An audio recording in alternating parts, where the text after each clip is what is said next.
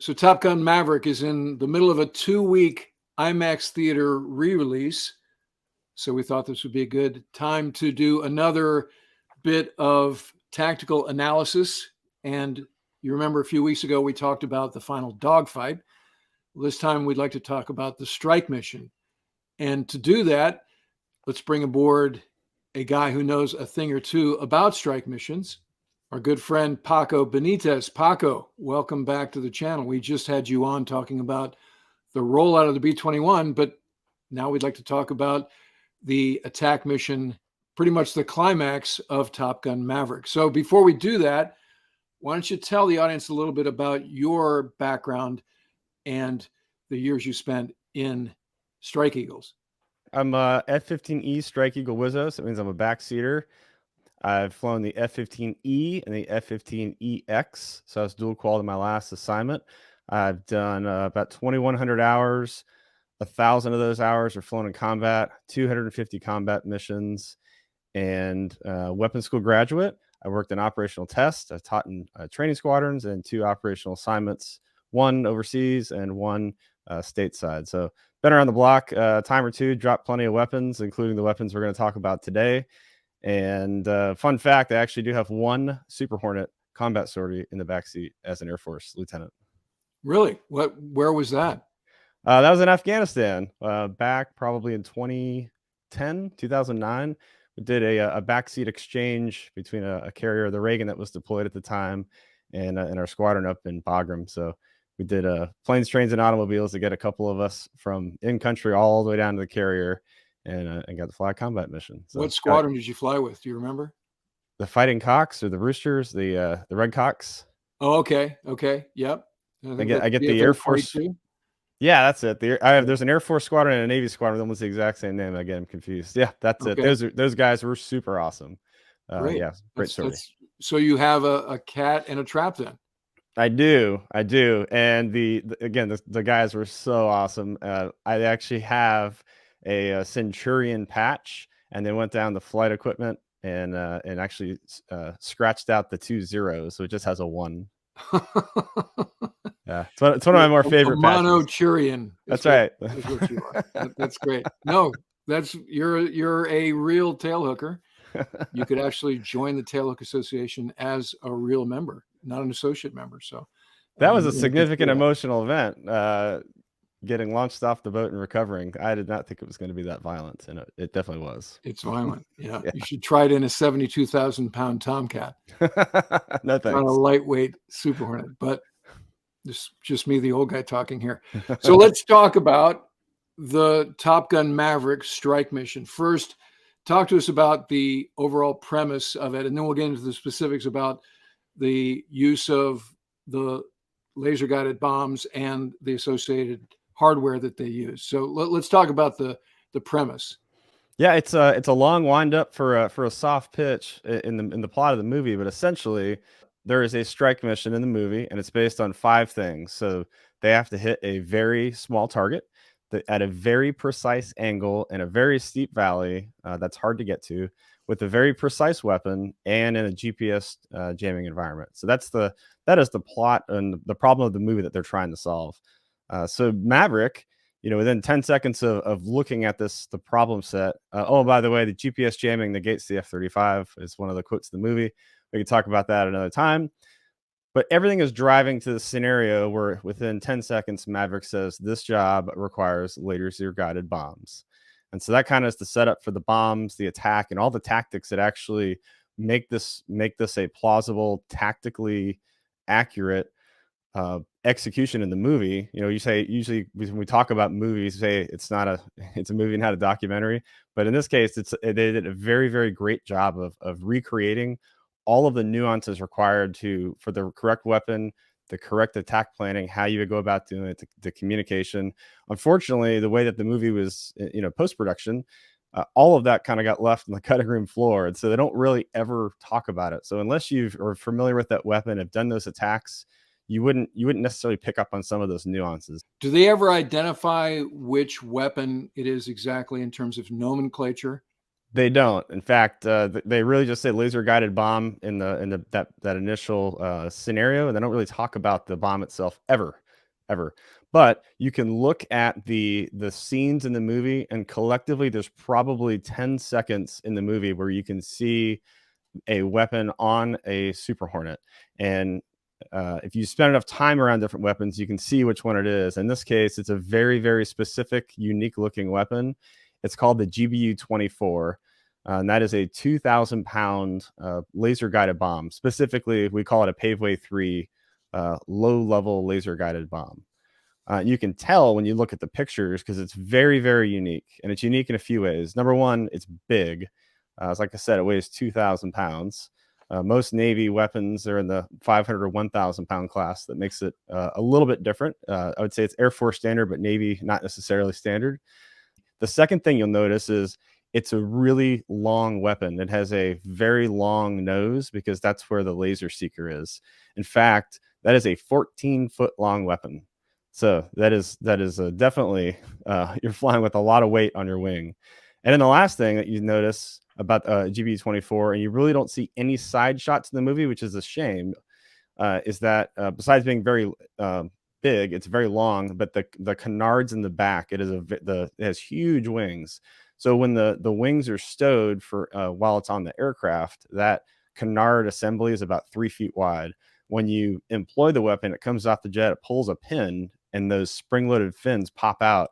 And from wingtip to wingtip, this bomb, not a missile, it's a bomb, is 6.5 feet wide.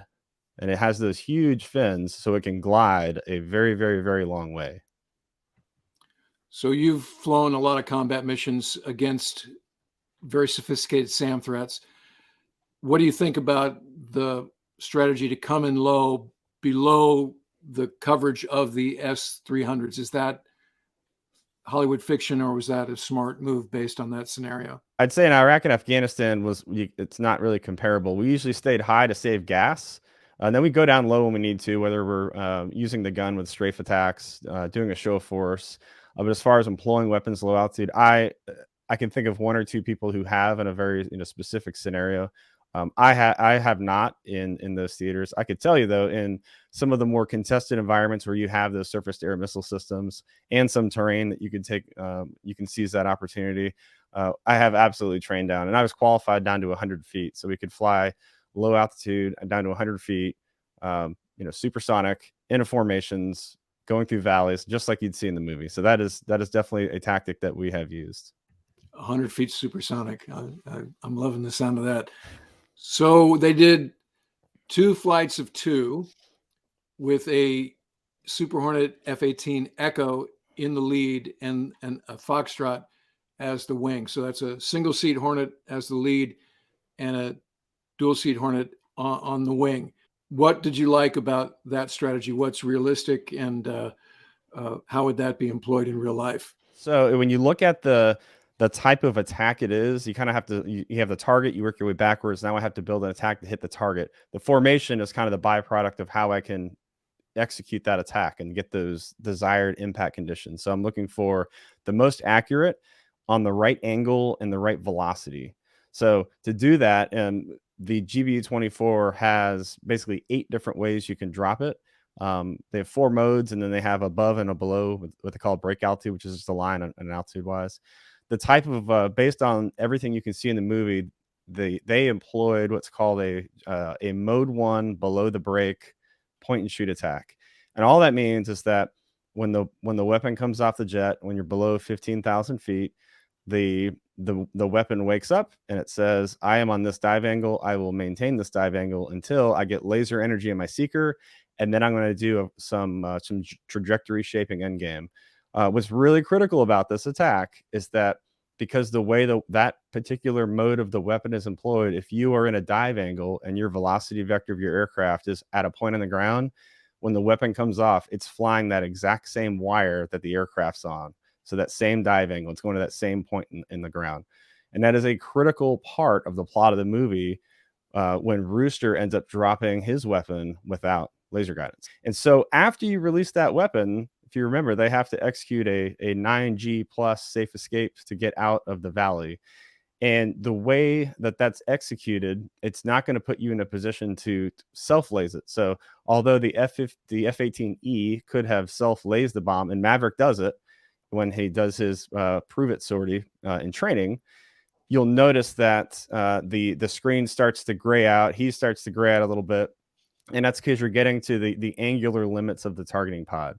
And so by having the guider slightly behind and aft of the dropper, you have that extra 5 to 10 seconds of line of sight from the laser to the target to keep that laser energy on. So the WSO, and Bob in this case, could laser in the weapon and it would guide to the target. So Fanboy uses the term deadeye. He calls deadeye when his targeting pod malfunctions. That is the correct tactical comm brevity term. There's another term they don't use in the movie because it didn't apply. If you have a weapon in flight and your targeting pod goes, they call it goes bent. So we call deadeye. The next thing that you could say if you had someone else in the area is goalie, goalie, goalie. And then you would say your laser code, which means someone with the targeting pod in the area, put that laser code in and put your laser energy on this target. So this weapon that's falling from the sky, looking for the laser energy, you can find it. Again, the only experience I have with precision guided weapons is Lantern. And the deliveries we did in Lantern was the airplanes were straight and level as we pickled the bombs within the basket, and they, would guide to the laser spot energy. So when I saw Top Gun Maverick the first time, and they did the roll in and dive, I was like, this is kind of hokey and fakey, because the way you would deliver a GBU, whatever, 24 or 12 or 10, is straight and level and then just lays. And so what you're saying is, no, actually, this is really accurate because of the scenario where straight and level wasn't an option for the way they had to get these bombs into the basket. Further, and this is something I did not know, Rooster establishing that dive angle facilitated a basically dumb bomb drop when he didn't have the laser working from his wingman. So that was accurate. Yeah, super accurate. In fact, when you watch the scene, they only show it for a split second. They actually cut to his heads up display and you can see him trying to focus to put his velocity vector on the target before he hits his pickle button. If you blink, you'd miss it. But if you know what he's trying to do, you can see that is it's a varsity level attack, very well executed. So there you have it. Nothing exceptionally cringeworthy about the attack profile in Top Gun Maverick. So you have another chance to see it in IMAX until what? It started for 2 weeks on December 2nd. So that means December 16th is the last day you can see it in IMAX. So if you have an IMAX theater near you, see if they are showing Top Gun Maverick. Before we let Pako go here, reminder that he is the founder and editor-in-chief of a kick-ass newsletter called The Merge. So if you are not subscribed, please do so. It's good stuff. And I will put the subscription link in the episode description. So check that out. Pako, always great to have you on the channel. And we hope to see you again very soon. Until next time, thanks, Mooch. All right, that's going to do it for this episode. If you'd like to help support the channel, please consider using the super thanks, the heart icon below, or become a patron at patreon.com/WardCarroll. And don't forget, it's the holidays. The Punks Trilogy, my first 3 novels about life in an F-14 squadron, would make a great stocking stuffer. So check the links in the episode description below. And in the meantime, I look forward to talking to you again very soon.